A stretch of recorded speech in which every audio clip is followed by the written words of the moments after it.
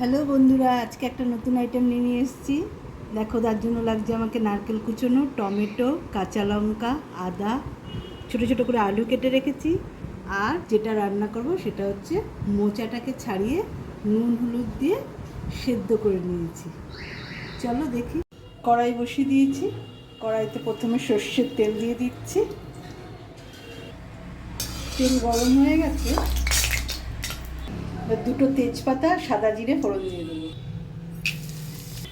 এবার আলুগুলো দিয়ে দেব।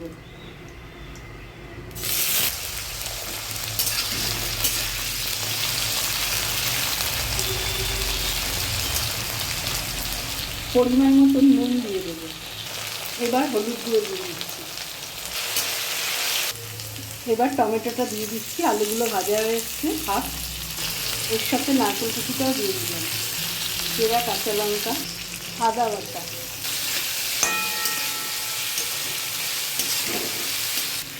এবার কাশ্মীরি লঙ্কা আর জিরের গুঁড়ো একসাথে আছে, এটা দিয়ে দিলাম।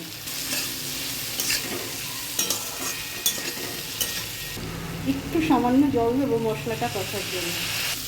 সেদ্ধ করা মোচাটা দিয়ে দেবো। এটা দিয়ে ভালো করে কষাবো। কষানো হয়ে গেছে, এবার এটা ঢেকে দেবো।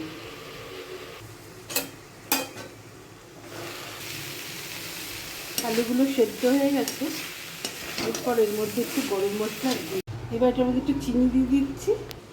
আর দিয়ে দিচ্ছি একটু গরম মশলার গুঁড়ো। আর দিয়ে দিলাম 1 চামচ ঘি। এগুলো একটু ভালো করে নেড়ে হয়ে গেছে, বন্ধ করে দিই। রেডি আমাদের মোচার ঘন্ট।